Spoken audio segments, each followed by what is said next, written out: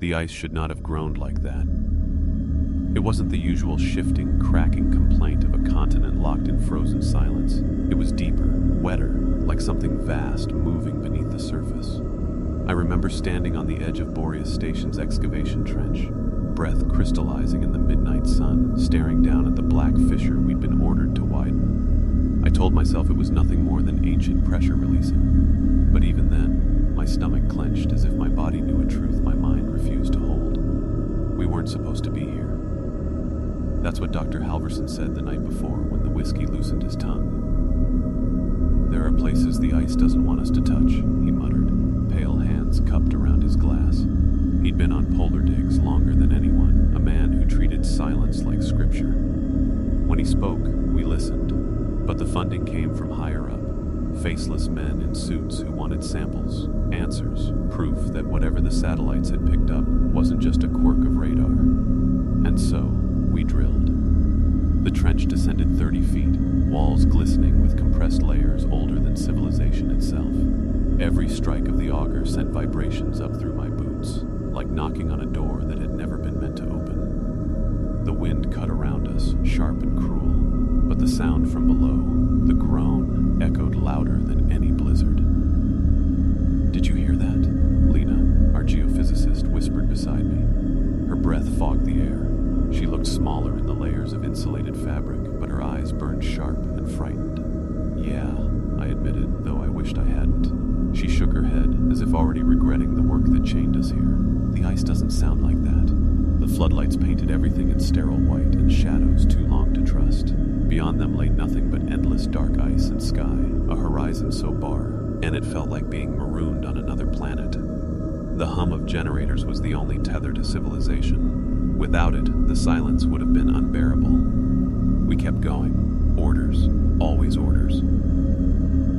By the third day, the auger hit something that wasn't ice. Sparks burst when the steel teeth met resistance, and the sound, God, the sound, was like a scream choked by water. We all froze. The machine shuddered, whined, and then fell silent. "What the hell was that?" McIntyre, our mechanic, yanked off his gloves, pacing like a caged animal. Lena crouched by the edge, brushing frost from the strange, pale surface revealed in the trench wall. Her gloved fingers trembled as she traced lines not carved by nature. They curved, deliberate, patterns too perfect to be chance. "It's a structure," she breathed. Halverson arrived then, summoned by the commotion. When he saw it, the blood drained from his face, and for a moment he looked 20 years older. He whispered something I didn't catch, words carried away by the wind. "Seal it back up," he finally said, voice raw. "Whatever's down there, it's not meant to be touched." But the order from command came the next morning, cold and absolute. "Excavate further." The ice groaned again that night, louder, closer, like something waking from a long, unwilling sleep. The storm hit just as we widened the trench. Antarctica doesn't play fair. One moment the sky is a clean sheet of white, the next it's tearing itself apart. Snow whipped sideways, stinging our faces despite the goggles, and the wind screamed like a living thing. Most of the crew huddled inside Boreas Station, but command's message burned in our minds. Excavate further. We obeyed. Always orders. McIntyre ran the auger again, though his jaw was set in something close to fury. "This is madness," he muttered as he worked the controls. The machine roared against the storm, chewing deeper into the ice wall. I stood beside Lena, watching the surface beneath our floodlights reveal more of the strange material. Smooth, pale, unyielding. Not rock, not ice, something else. Then the auger screeched, sparks flying again. The bit caught, twisted, and broke free with a shriek that rattled my teeth. A chunk of ice collapsed inward, unveiling a hollow space beyond. The storm seemed to quiet for a heartbeat. We peered into the gap, and my breath caught. It was a tunnel. No, more like a chamber.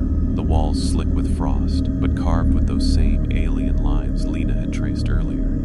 They spiraled, intersected, almost like veins glowing faintly beneath the rime.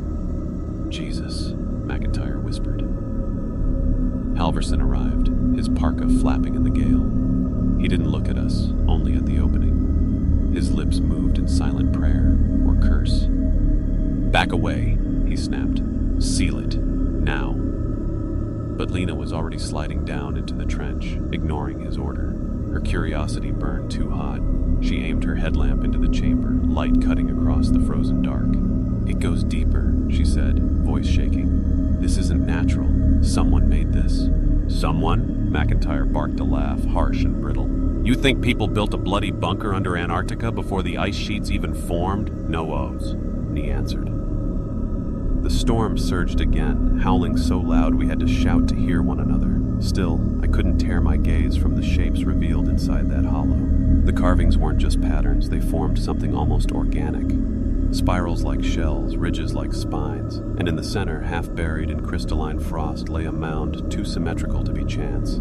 It looked like a sarcophagus. Lena leaned closer, brushing away the ice with her gloved hand. A crack ran through it, jagged and deep, as if something inside had pushed once, long ago. "Stop!"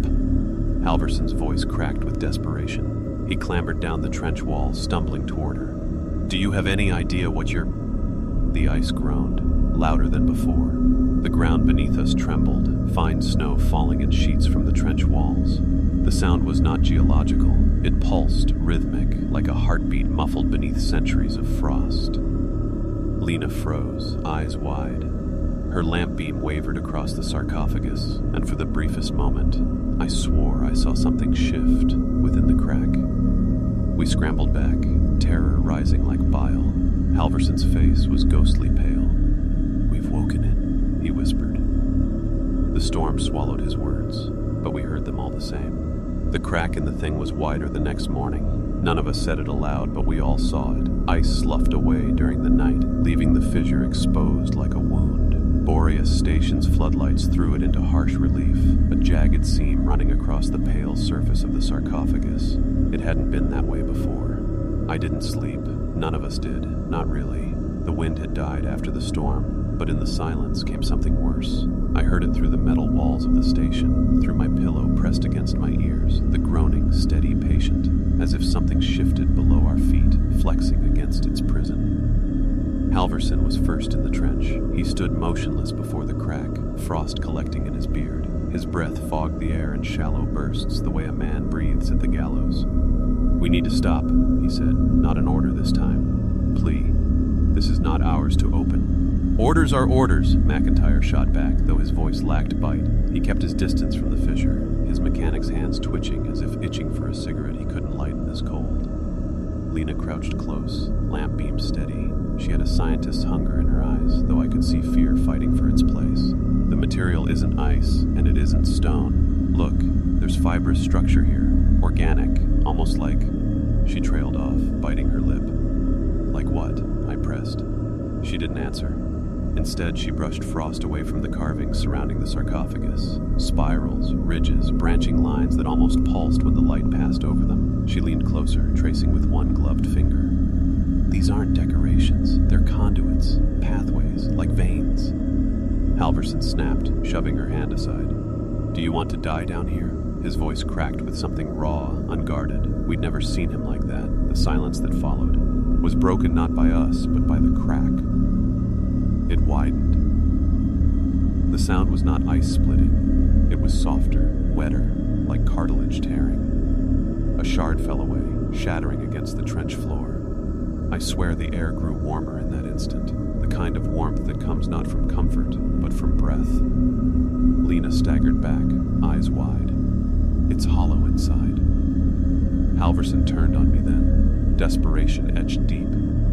"We must fill it. Collapse the trench. Bury it again before..." Before what? He didn't finish. Because the sarcophagus shifted. Not much. Just a tremor, a twitch. But it moved.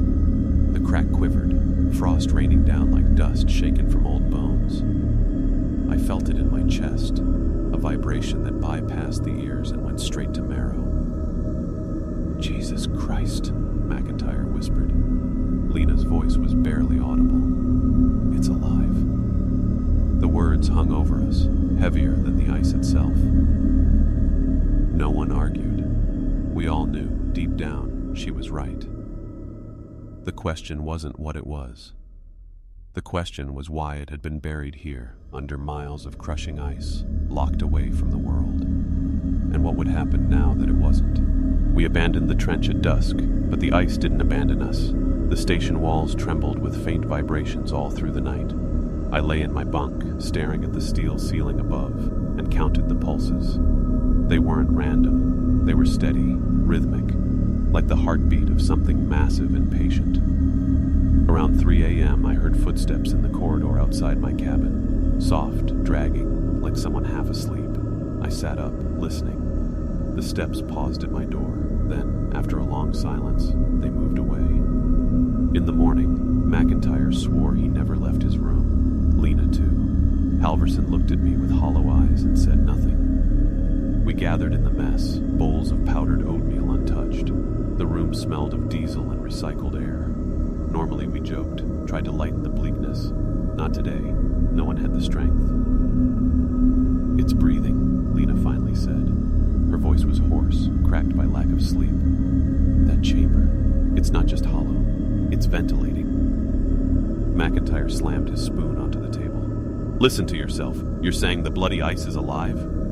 "I'm saying something inside it is," she shot back. Her hands trembled as she clutched her mug. "You all heard it, felt it." Halverson stirred then, slow and deliberate.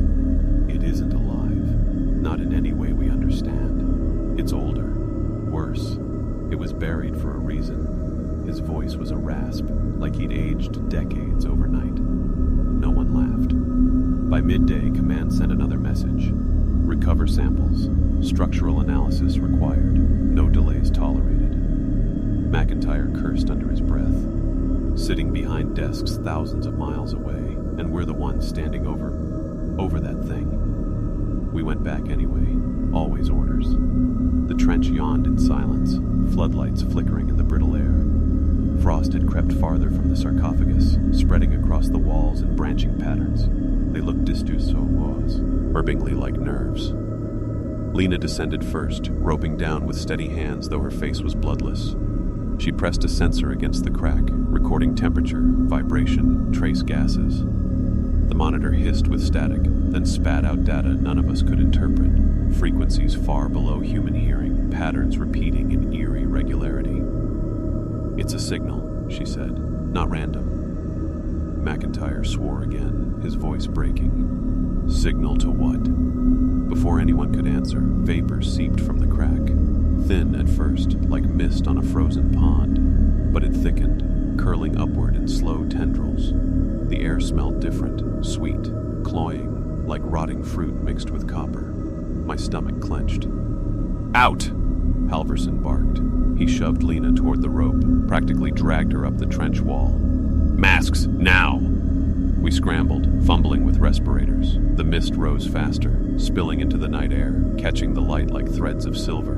The ice groaned beneath us, louder, deeper, until the trench floor itself shuddered. Then came the sound. Not groaning, not heartbeat, breathing. Slow, deliberate inhalations that dragged Frost inward, followed by a low exhale that steamed against our faces. The sarcophagus had lungs, and whatever lay inside was waking. By the time the mist cleared, the trench was different. The air inside felt warmer, damp as breath in a crowded room. Our floodlights gleamed against slick walls, dripping condensation where frost had been only hours before. Antarctica should never feel wet. That was wrong enough, but the worst part was the sarcophagus. The crack was wider. It yawned like a mouth, dark and unmeasurable. Frost had melted around its edges, forming rivulets that ran like sweat. I couldn't stop staring at it, couldn't look away, even when my stomach turned with nausea. The smell lingered, sweet, metallic, and foul. Halverson was frantic. "We bury it now," he barked. His gloved hand shook as he pointed at McIntyre. "Get explosives. Collapse the trench." McIntyre stared like he'd misheard. "Blow it up. You know Command won't." "I don't give a damn about Command," Halverson's voice cracked. "This isn't science. It's containment. They buried it for a reason." Lena's face had gone pale, but her eyes still burned with a scientist's hunger. "We can't just destroy it. It rewrites everything we know about history, biology, maybe even physics. Don't you see? We're standing at the threshold of something older than... Her words cut off with a scream. Something moved in the crack. At first it was just a shadow shifting inside the seam. Then, with a sickening wet sound, something long and jointed pressed outward. A limb, not human, not animal, segmented, slick, covered in translucent sheathing that refracted our lights. It probed the opening like a blind insect feeling its cage. Lena stumbled backward, eyes wide with terror and awe. "It's alive," she whispered again, but this time her voice was reverent, almost worshipful. The limb withdrew. For a heartbeat, silence returned. Then came the sound, the same deep inhalation, rattling through the trench, sucking the air from our lungs. A wet exhale followed, and mist billowed out, thicker than before. "Out!" Halverson screamed. His terror stripped him of command. He sounded like any of us, desperate to survive. We scrambled for the rope ladder, climbing with clumsy urgency. My respirator fogged and sweat froze against my back as I dragged myself upward. Behind me, McIntyre cursed, slipping but clinging tight. Then came the noise that will never leave me. Not a groan, not breathing. A crack, a splintering fracture followed by a sound like ribs tearing apart. The sarcophagus split open. I didn't look down. I couldn't. The trench filled with that sickly sweet vapor curling upward, chasing us like a living fog. Something heavy shifted below, dragging against ice, slick and wet. I heard chitin scraping, the slap of something moist striking stone. McIntyre screamed behind me, his voice cut off too fast. I reached the top, hands raw and bleeding. Lena crawled out beside me, eyes wild, mouth working soundlessly inside her mask. Halverson was last, hauling himself out with desperate strength. McIntyre never emerged. The mist roiled below, hiding whatever had taken him. Then came the breathing again, louder, closer. It had escaped its coffin. We sealed the trench as best we could, shoving steel plates and ice blocks over the opening. It was a child's effort, like patching a dam with paper. The mist still seeped through cracks, curling pale fingers into the night. McIntyre's absence hung over us, heavier than the polar sky. His tools still lay scattered near the trench, frost crawling across the steel. His gloves were there too, torn, one soaked in something dark that hadn't frozen yet. No one spoke his name. Back inside Boreas Station, the generators hummed too loud, the lights flickered too often. Every shadow seemed to breathe. We crowded in the mess hall, masks still hanging around our necks. The air smelled of antiseptic, but beneath it lingered that other scent, sweet, coppery rot. Halverson paced. His beard was stiff with frost, his hands trembling despite the heat. "We send a distress call," he said. "Not to command, to anyone who will listen. We abandon the station before nightfall." Lena shook her head sharply. "You think we can just outrun this? In what? Half-frozen tracked vehicles? A 2-day journey to the nearest outpost in weather that changes by the minute? We wouldn't make it." Her words had weight, but I saw the truth beneath them. She didn't want to leave. She wanted to study it. "It killed McIntyre," I said. My voice cracked, but the silence that followed proved no one disagreed. "You saw what it did. You heard it." Lena's eyes flicked toward me, full of defiance, but also something softer. Fear. "We don't know it killed him. We didn't see." Halverson slammed his fist against the table. The metal rattled, bowls clattering. "Don't say his name again. Don't you dare." The lights flickered, and then we heard it. Footsteps. Not outside, where the wind might have masked them. Inside, in the corridor just beyond the mess. Heavy, dragging steps that carried weight no human body could eat. The sound moved slow, deliberate, as though savoring each pace. We froze. The corridor lights clicked off one by one, the way dominoes fall. Darkness spread toward us, swallowing the station. The only light came from our mess hall, buzzing, weak. Then the breathing began again. Not the ragged, mechanical sound of McIntyre's smoker lungs. Deeper, thick with moisture, rattling like water trapped in a cavern. It inhaled. The walls creaked as though pulled inward. It exhaled. The air grew warm, damp, foul. Lena clutched my sleeve. Her nails dug through fabric into my skin. The footsteps stopped just outside the mess door. Silence pressed down. suffocating. Then something scraped against the metal. A claw, a limb. The sound was sharp, deliberate, testing. Halverson raised the flare gun he'd carried since the trench. His hands shook, but his eyes burned with grim certainty. "If it comes in," he whispered, "I fire." The handle rattled. Something pressed against the door from the other side. Not forcing entry, not yet, just testing, breathing. And then softly it spoke. It was McIntyre's voice, but not his. "Open the door," it said. The words dragged like metal on stone, syllables stretched too thin, as though his tongue had forgotten how to shape them. "Cold out. Help me."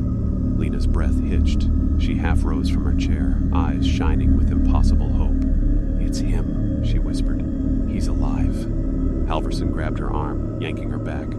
"That's not McIntyre." The voice came again, louder this time and closer. "Lena, open up. I'm freezing." Her lips trembled. "He knows my name." "Of course it does," Halverson spat. His face was gray, wet with sweat despite the cold. "It heard us. It listens. It learns." The handle twisted. Once. Twice. The door shuddered against the pressure of something heavy behind it. Then came the scraping again, long claws tracing patterns across steel. I couldn't move. My body locked in place, torn between terror and the part of me that wanted to believe, like Lena did. The part that wanted McIntyre back. The lights flickered, dimmed, then flared. In that brief surge of brightness, I saw Lena's face clearly, pale, wet with tears, lit with yearning that terrified me more than the thing outside. "Don't," I whispered, but she was already moving. She lunged for the latch. Halverson roared, tackling her, dragging her away just as the door buckled inward. The metal groaned, denting beneath a blow that shook the entire hall. Bowls toppled. A light shattered overhead, plunging half the room into shadow. And then the voice changed. No longer McIntyre's. A chorus now, layered, wrong. Voices overlapping in a guttural harmony. Some male, some female, some whispering in languages I couldn't understand. They all said the same thing. "Let us in." Halverson fired the flare gun. The blast lit the mess in hellish red as the flare slammed into the door. The metal glowed, smoke hissing where phosphorus sear. It. The voices screamed, hundreds of them, shrill and furious, echoing down the corridor. The footsteps retreated, scraping away into the dark. For a moment, silence. Then Lena broke it, sobbing against Halverson's chest, fighting him even as he held her. "It was him. You killed him. You don't know what you've done." "He was already gone," Halverson said, his voice flat, dead. We didn't sleep. None of us dared. We sat in the dim light, listening to the station's bones creak, waiting for the next sound. It came just before dawn, from the roof. A heavy dragging, then pounding footsteps above us. Ice and snow rained down through the vents. The ceiling groaned. The thing had found a way up. "Basement," Halverson ordered. His voice cracked but held authority. "Armory now." We scrambled, clutching what little we had. Flares, axes, a shotgun meant for polar bears. The stairwell smelled of rust and diesel, but beneath it, that same copper-sweet rot. At the bottom, I froze. The mist was already there, waiting, and in it shapes moved. The basement was supposed to be safe. Reinforced concrete, steel doors, a room designed to outlast the worst Antarctica could throw at us. But the mist was already inside, curling low across the floor, pale tendrils creeping toward our boots. Halverson shut the heavy door and slammed the bolt. The clang echoed like a death knell. His face gleamed with sweat in the emergency lights. "Weapons!" he barked. His hands shook as he loaded the shotgun, shells clicking into place. I grabbed a flare, the red cylinder warm against my glove. Beside me, Lena stood rigid, her eyes unfocused, lips moving silently as though in prayer or conversation. "Lena," I whispered, shaking her shoulder. "Stay with us." She blinked, then smiled faintly. "It's not here to hurt us. It's calling." My blood ran cold. Calling what? Her smile widened, dreamlike. The rest. The mist thickened. Figures stirred within it, tall, elongated shapes, limbs jointed in too many places. Their outlines blurred as if half-formed, but their eyes burned through the haze, pale, lidless, hungry. Halverson fired. The shotgun blast split the room, the recoil knocking him back. One shape burst apart in the mist, scattering fragments that twitched like severed insects, but three more pressed closer. "Light!" he shouted. I yanked the flare's cap and struck it. Crimson fire roared to life, painting the basement in bloody glow. The shapes recoiled, hissing in unison, their voices a grotesque harmony. The mist writhed as if alive, shrinking from the heat. For a heartbeat, hope flared too. Then Lena stepped forward. She raised her arms to the shapes, tears streaking her face. "Take me," she whispered. "I'll go." "No!" I lunged, grabbing her wrist. She tore free with inhuman strength, eyes glowing faintly in the flare's light. Something was already inside her. The creatures surged. Halverson fired again, the blast tearing through one, then another. But he was too slow. A limb shot out of the mist, spearing through his chest. His scream was wet, short.